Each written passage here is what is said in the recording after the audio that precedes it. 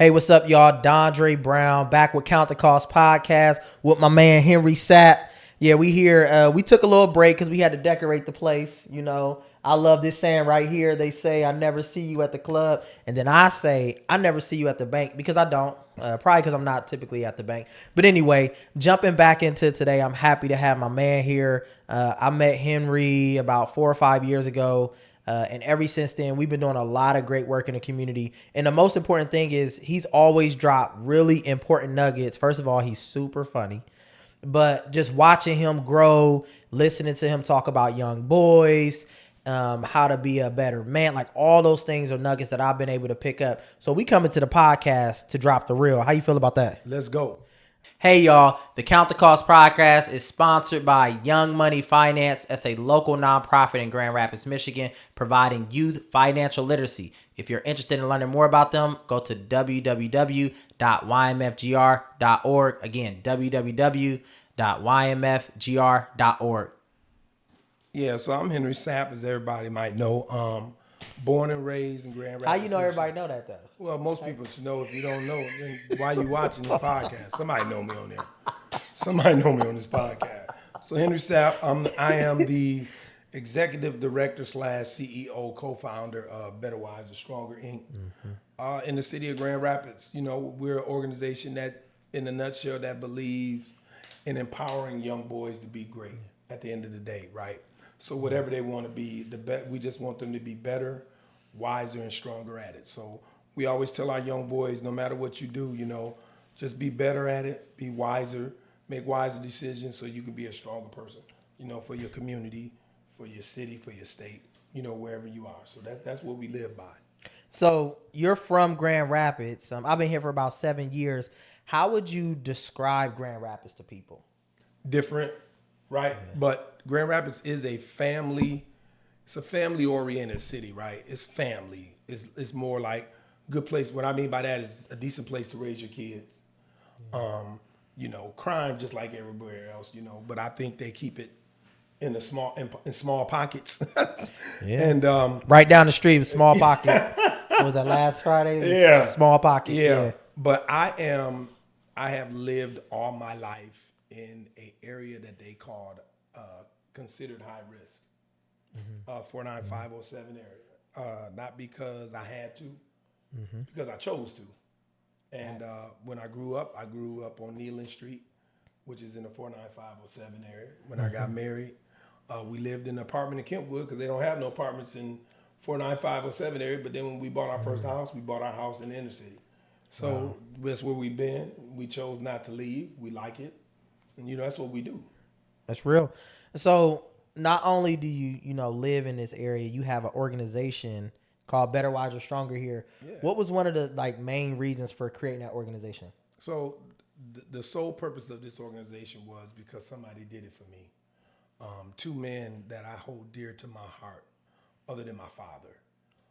A man by the name of Richmond Jones and Reuben Smart. You know, everybody know the Mr. Smart that used to give out $2 bills. Well, me personally, I don't know that Reuben Smart. I know the Reuben Smart that used to come and pick me up and would take me to, at that time, Roger Plaza, to window shop, to teach me how to window shop so I wouldn't be looked at as a thief.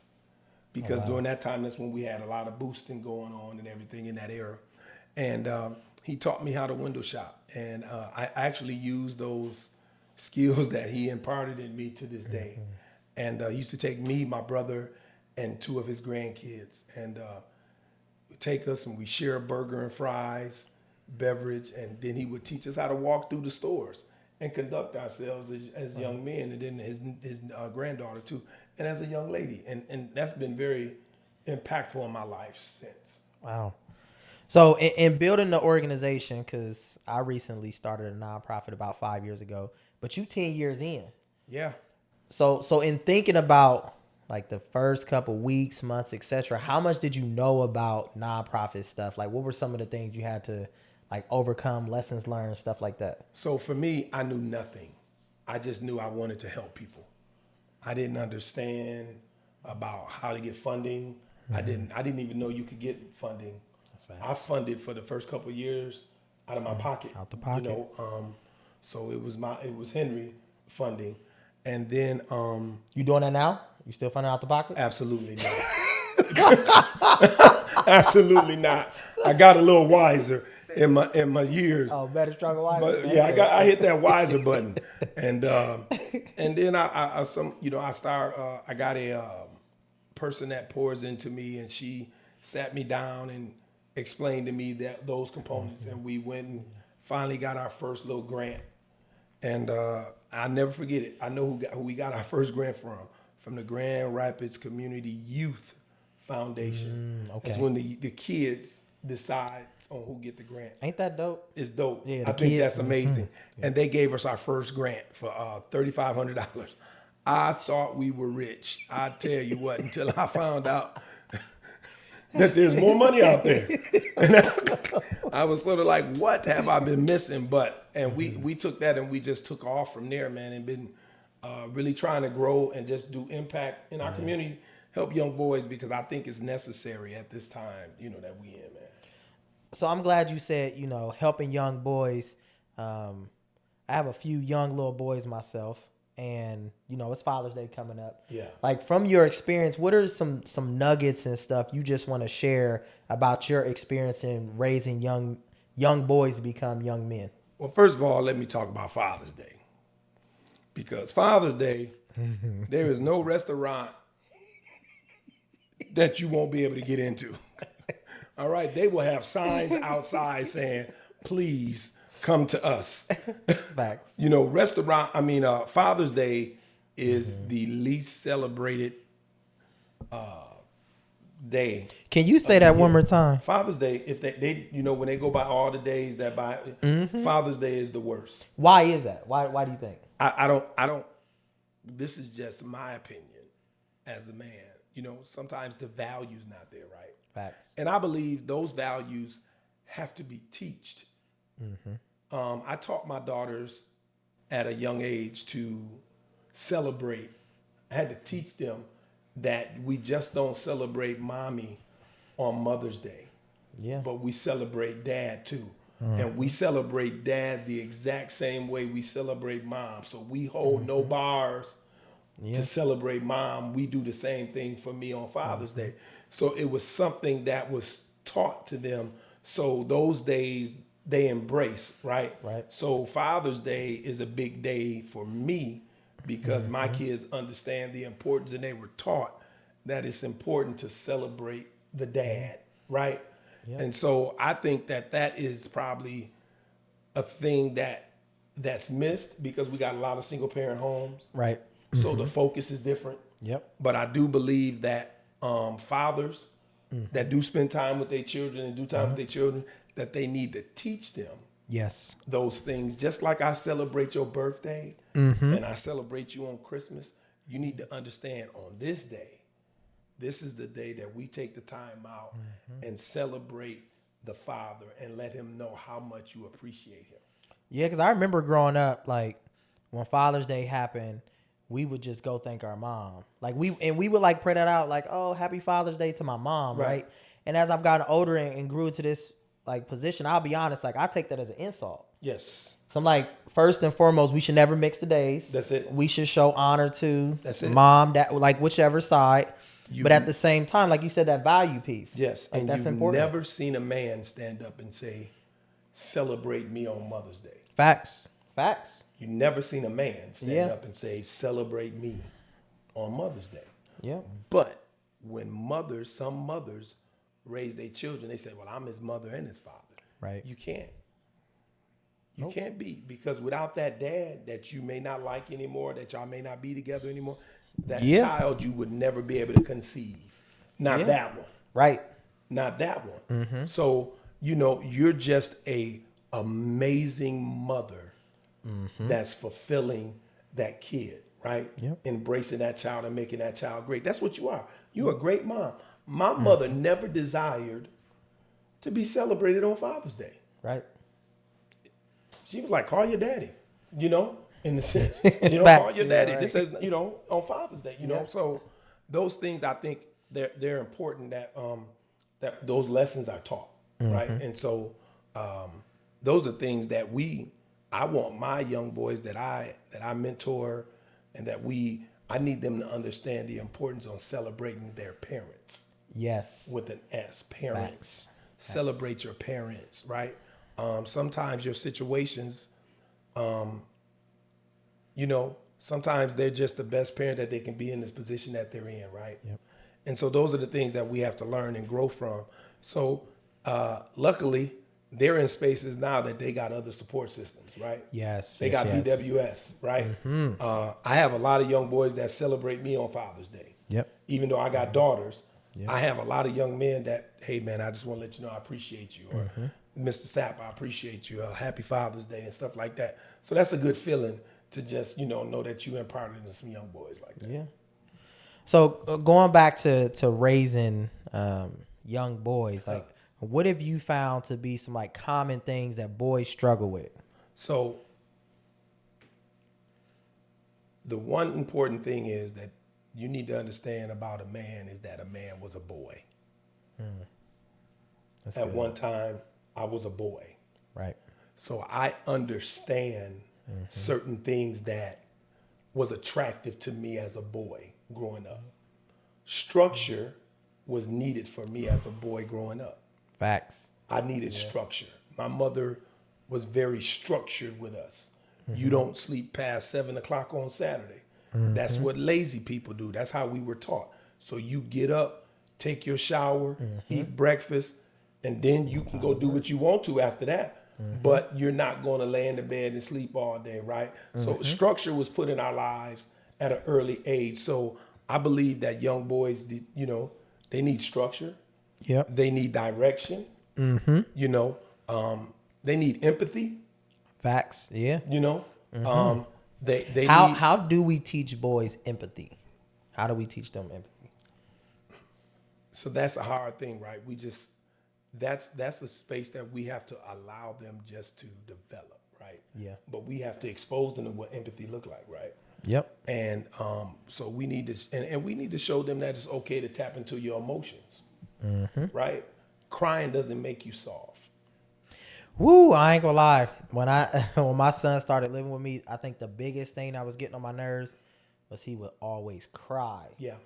And for me, like I've had him for a couple years, I've had to thank him, one, for helping me become more empathetic. Yes. Because when I say I usually get upset, because I think I was playing into this notion of like, you a young boy, you got to be strong. You got a lot of sisters. All those you got to be things. tough. You got to be tough. Why you got to you be crying? tough. Yeah. Shake it off. Like, Yep. no, it hurt. Ouch.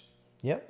That's facts. You know what I'm saying? It hurt. I hurt myself. Yeah. Right? That's my reaction from my hurt. I'm angry. So instead of lashing out, sometimes I might have a tear run down my face as a sign of emotion that I'm using to react instead of reacting. Yeah. You know what I'm saying? That may, to this day, if I get pushed to the limit and I don't want to react, a tear would probably swell up on me because of the anger, right? So I think those things need to be taught to our young boys because I think it's important. Yeah. And like, as I talk to my son's mom, like we've had real conversations of like, what does empathy look like from a woman's perspective versus a man? Yeah. Which goes back to what you were saying about like fathers, male role models being needed to raise boys because we were young boys before. Right. And there are experiences, there's just different things that we just know or we've experienced. Because on my end, what I try not to do is try to teach my girls how to be women. You can't. Facts. You can't. My mother told me a long time ago, she said, I can only teach you what I think a man is supposed to be. Yep. Only a man can show you what a man is. Yep. So in those spaces, it's important, which I appreciated my mom because my father and my mother separated when I was about 5.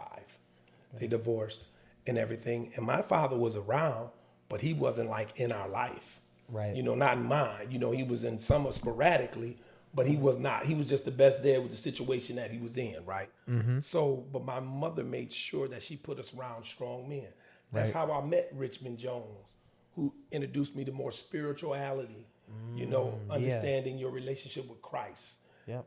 Teaching me how to fish, taking me out doing things like that, right? Teaching me how to do instead of using the boat that's in the water, he brought his own boat and had us will have us walk the boat down. We was like, Oh, dang. Mr. Jones, why we can't use the boat in the water? Because that's his boat and this is my boat and we're going to use this boat, right? Right. But he's teaching us how to ownership. Yes. Right? Yep. And so those little bitty things those little nuggets that he was throwing in on us at that time, right? I know how to fish, so I can eat. Facts. Understand? You know what I'm saying? So those things, and then with the Ruben Smart teaching me about just how to conduct myself as a human being, right? Yeah. How to be looked at, not to be feared.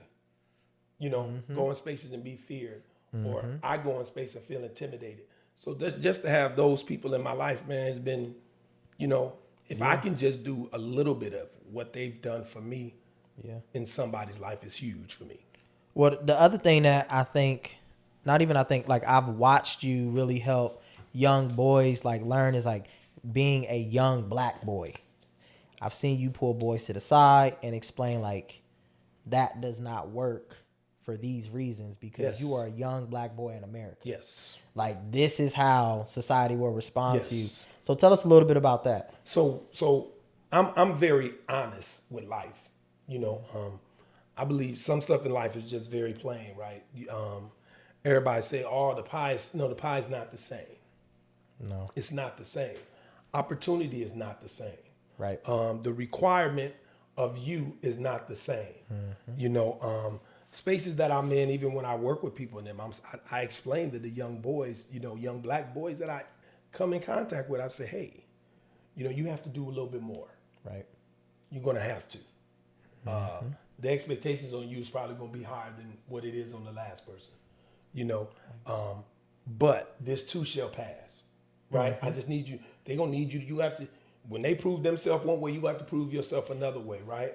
That's, to the point. They still dealing with diversity and inclusion. It's not it's not really making an impact because it's been diluted. Right. Let me just put it like that. It's been diluted. So we've added so many other things into it now that it's like a pot of soup. It just got a bunch of stuff in it, and you just take your spoon out and figure out which thing you're gonna talk about that day. And I'll just leave it there like that. But I'm saying, equity. Building equity, and as a black young man, those spaces of building yourself as a human being and showing that you deserve to be in that space, it does take more work, right? I teach our young boys even about how to conduct yourself if you get pulled over by the police. Yep. You have to conduct yourself in a different way. Why? Because your color shows a threat. And to be honest, that conversation about conducting yourself around police, I feel like has died down because a lot of things have shifted. Right. But I do commend you on keeping that awareness and that conversation up because these things happen every day. We just don't talk about it anymore. That's it. As soon as another thing happened, then that's not the hot topic anymore. Then it takes another incident for you to talk about it. I don't want an incident to happen. So what I want to do, I want to keep the language out in front, right? That it becomes a habit. That's your conversation, right? You should not feel uncomfortable when you see a police officer behind you, but we do. All of us. I'm 53 years old and I still feel uncomfortable when one get behind me and I ain't did nothing wrong. Hey, so show them what you do when the police come. Show them. I 10 and 3. I 10 and 3 for Jesus, Doc. I'm 10 and 3, and I might be 230. I'm trying to get back up there. I ain't two hands. I cut my music down, and I'm like, wait a minute. You be in that mirror. You be locked in the mirrors. What?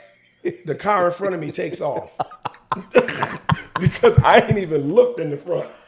I have not looked in the front mirror because I'm like, what is going on behind me? So it's just funny, But those fears and everything that you worry about, but we should not have to be in that space. But that's why we teach our young black boys. That it's there, and you have to de-escalate it. Yeah, you make him feel safe, so you can get home safe. Right. That's the end result. You ain't no punk. You ain't no sissy. You're living. Yeah. And that's the end result we want you to do. We want you to live and be great, man. Yeah. And I mean, speaking of living, I think that's the great partnerships that we've been able to have through the We Matter Now initiative. Man. which we serve about 60 young boys, black and brown. We teach them etiquette. We teach them finances. We teach them life skills, like all those things. We even have the golden ticket Mr. Sapp came up with. The golden. Tell them about that a little bit. Tell them about Golden that. ticket, man, is, I believe that perception is reality. And I believe that the only way you can get somewhere, you have to see it. And you have to be, what I mean by seeing, I'm talking about be exposed to it and actually experience it, right? Right. And I believe that our kids need to experience more than Olive Garden. Facts. And unlimited salad and soup. It's greater than that. Financially, it's cool. Right. Financially, it's cool. But I'm saying experiences, right? Yeah. So what we choose to do, man, we choose to take the young boys out and take them shopping and buy them suits and get them tailored suits cut to fit for them. We buy them shoes. We buy them socks. The belt, belts. tie. We want them. I want them pulled. I want them looking like Mr. Sapp buys them PlayStations. The PlayStation 5s you get them? No. Let me reel that back in. No, I'm not. But we buy them all that, and then we take them to a 5-star restaurant. And I'm excited about this year because we taking them to Roof Chris, which you can't get no better than that. He's still laughing about that PS5. No. So I'm not buying no PS5 for no kid. So you know how long it took me to get one? I'm 50-something years old. My first PS anything. It was like, no. It took me so long to get a PS5, and I'm like, man, you must be out your mind. So, but jumping back into not just the impact with kids, and we've had many conversations about this, parent and family involvement with their kids in these organizations. Let's talk about it. So we gonna make some people mad now. Hey, it's time to be real. So we gotta make some people mad. I'm gonna set it up real good before we come down that street. It takes a village. Facts.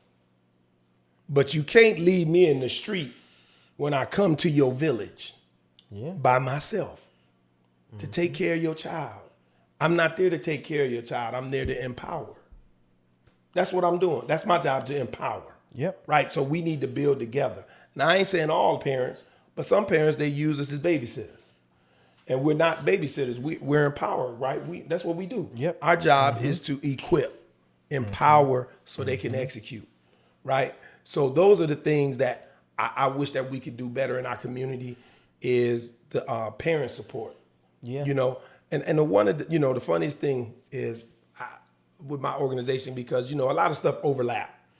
A lot of people do some of the same thing, different spaces. Funniest thing I've ever heard, this is the funniest thing ever to me, is, well, my son did that before. How was it? It was successful. So why wouldn't you keep him in something that's successful? Yeah. That's why I'm lost. You know what I'm saying? You done basketball before? And You done football before? AAU costs you a mint. You done soccer before? I pay for everything. And I don't knock any athlete, anything. I think it's amazing. But I think you need our support too in those spaces. And our support is free. Yeah. And let us support. And it's not even, I think, like, here's the reason why we know they need our support. One, the schools are no longer doing it. None. And this is not, I think this other thing is, like, we're not trying to blame any space. We're trying to say how organizations, villages, etc., are there to support. So if we know the schools are no longer doing it, and we know they're not doing it because many parents are on social media saying they should do this, they should do that, but then you get organizations that do it. Yeah. There's this, for us, there's this like misunderstanding of like, why aren't your kids here? Right. And here's the other piece about why your kid, like, asking that question. It's not like we're not saying, what do you need? Right. So we're not sitting here saying, like, we provide programming and we just sitting in idle. We're reaching out. We actually did a survey that went out to parents and was like, what are some of the things that you need to ensure that your child gets here? And we didn't get much feedback. Nope. Right. And we understand as parents, again, like Henry said, the goal isn't to blame because it does take a village. But if it takes a village, we all have to do our roles and parts. That's it. So when you drop your kids off and they engage, y'all expect us to do amazing work. Absolutely. And I'm saying this, and let me be even more transparent. I'm saying this because when my son first signed up for Better, Wiser, Stronger, I was treating it like daycare, right? I just dropped my son off. Sometimes I wouldn't. And then I started hearing, and this one thing I do appreciate about Henry, he don't care what relationship you have. He Like, gonna be where like, your look, son at? and you gotta be a better parent. So when my son gets home, what did you learn today from Better, Wiser, Stronger? And then watch him say what he says, but then call his mom and be excited about what he's learned. Yeah. So as parents, and I know we are busy, trust me, I have a lot of kids. Everybody, yeah. So everybody. Okay.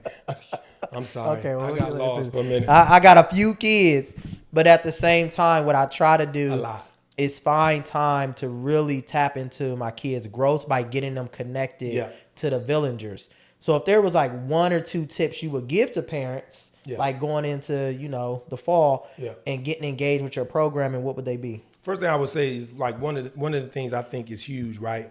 Is like we want to get them, younger now because we understand that.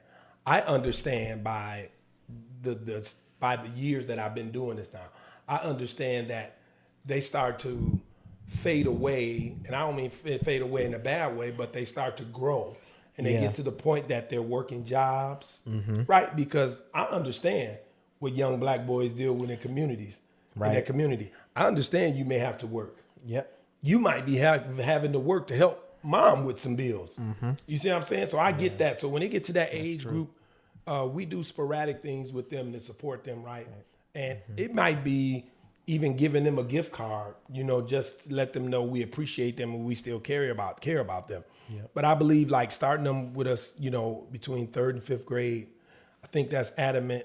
It's an adamant space or a great space to start them at because we can build a relationship at that age. And and then they can go with us, up till they graduate, and I think, one of the most important things that our kids struggle in, and I can be honest and transparent about that, is reading, right? Right. And that was an area I struggled in, and I struggled in to today, right? Yeah.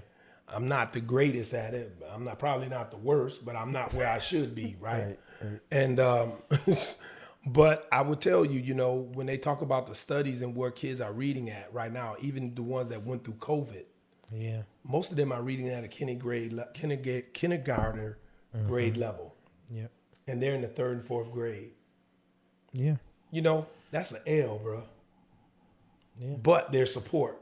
And we actually paid teachers. We've made a connection with a company that actually have licensed teachers that would help with reading. Yeah. And we're struggling to get kids to be a part of that. Yeah. And it's free. And we feed them. And we feed them probably just as good as they eat at home. Yeah. If not better. Like, again, we got to be honest. If not better, I've watched you pour a lot of money into the experience for a child. Yes. Where I sit back like, man, my son has an added level of experiences to his life just by being a part of your organization. And again, don't get me wrong, I'm not here to sell any organization. What we're trying to do is send a clear message to a community to say, we know all of our youth need villages. And it's other organizations out there that's doing the exact same work. Yes. Get to them, right? Yep. That's what we're saying. The STEM, you do STEM, you're going to see Dr. Kelly. Yep. That's a no-brainer, right? The STEM Greenhouse, y'all can look her up. That's who I know, right? You know, when you're doing finances, you go see Dondrea. If you're a young boy trying to build, you come see me. If you're trying to be a young lady, you got Mirror Me. You got girls growing to women. Yeah. You got Ariana, what she does. So you got so many different organizations, and there's so many different I can't even give you the number of how many they call us grassroots organizations that's out there functioning, right? And I just think it's huge, man, that we just take the time to support, right? Yeah. Am I hating? You darn right I'm hating. I'm hating because anything that's going to help your child for free. Yeah. you crazy not to use it. It's people that we have in our organization who has stable families, stable income, not a single parent, married, happy, functioning well. And I asked them, I said, why do you bring your son here? They said, because I know being exposed to this environment is healthy for him. Yep. He's a business owner now. I'm proud of him, right? The work that he's doing. And they're saying, and their only reason he decided to do a business because we brought an entrepreneur in to talk to him. Yep. Blaylock came in and talked, and he said, you know what? I'm going to start my business. Yep. Facts. And you know, and it's doing well. So those opportunities, like I remember when we had Chris Sane come in. Chris Sane came in and said, if you have an idea of a business, share it with me or Mr. Sapp and anything, and we'll sit down and talk about it. And if it makes sense, I'll invest in it. And not one kid took advantage of that opportunity. And there was 30 young black males in there. Opportunity. One thing. And Chris Sane is killing it. Killing it. He do okay. He all right. I wish I could have gave him an idea like he would have took mine. So if you're watching, hit me up, please. I got an idea, you know. But no, to have those opportunities of of black men coming to you, and I always tell our young boys, I said, listen to what they're saying. Yeah. They are saying to you, if you need them, reach out to them. And I said, because they said it, I'm going to hold them accountable. Yeah. Because I make it clear to them, don't say what you don't mean. Yeah. I've actually said this to people like for if you're watching this, whenever you are, like we encourage y'all to hold us accountable by sending your kids to our organizations. Because one thing you're going to find out is our organizations aren't perfect, but our organizations want to work with you. That's it. I think that's the key, because taking care of any child is going to be a different approach per child. Yes. Right? It's going to be a different cadence. Like Henry was saying, equity. Like every child ain't going to be treated the same, but the end goal should be very similar. We want them to be successful. That's it. We want them, I mean, even, and this is just, again, me being real, the way I run my household versus the way the BWS culture is, right? My kids had to learn that. Right. But what I had to do as a parent is keep pushing them back in there. Right. If Mr. Sapp is going to say this, that you need to go to Mr. Sapp. So even watching my kids learn that different spaces operate different ways, that's a life skill. That is a because life some people skill. walk into the room acting the same way in all those rooms, and then they get mad. Because sometimes being too one part of yourself isn't always the best. You can still be real and be real respectful. Yes. You can be real creative. You can be real talented. There's so many different reals you can be. Real isn't just one thing. That's it. So it's things like that you teach the kids that I'm, happy to see you do. But as we about to wrap it up, because again, we can go all night because of these podcasts. I think 5 hours. Oh, shit. I gotta go to bed. But as we wrap up, like, if there is like one tip you want to give to a father that is entering Father's Day, the Father's Day weekend, etc., to about self-care, what would it be? I would say, as a father, that you deserve to be celebrated. Even if you celebrate yourself. It's simple as going to get your feet done, get your nails done, go to a movie. If you can't afford that, go to the mall, get you a pretzel, window shop. Yeah. Sometimes you can't buy. I've been there. I understand that life. Right. Yeah. I was a huge window shopper. Yeah. Just imagining stuff that I am going to get one day. So I believe if you celebrate you, but one thing you need to do is to teach your young child, girl, male, female, teach them the balance of celebration. Right. That's fair. How we celebrate you, that you make sure you celebrate us in spaces when we're supposed to be celebrated, and the importance of the balance of it, because at the end of the day, we're human beings and we want to be loved too, right? Facts. And a lot of people, I don't know. Well, I do. Okay. Yeah. I ain't faking the funk. Yeah. I'm not faking the funk with mine. Don't do me and see what happens. You know what I'm saying? No, I'm serious. My kids know, don't do me and see what happens. They know dad gonna show his tail. Right, I'm gonna show that's my fact. tail because I'm be like, wait a minute. Right. You know, I think I earned that. Yeah. You know, I earned that. And I'm Yeah. still trying to earn it. You good and grown. You grown with kids. And I'm still trying to make sure I be a good father. Now a good grandfather. That's You know what I'm facts, saying? So, and I want them to teach my grandchildren the exact same thing. Do they have a Grandfather's Day? No, but that Paw is special. Right. They dad is more special in that space. But love on Paw. You don't do nothing but call and say Happy Father's Day to Paw. Right? Those things, but those have to be taught. Right. Those are learned behavior. Those are things that are necessary because that teaches them some type of culture. Yeah. That we have to embrace our culture and who we are. We are a people that believed in celebrating folks.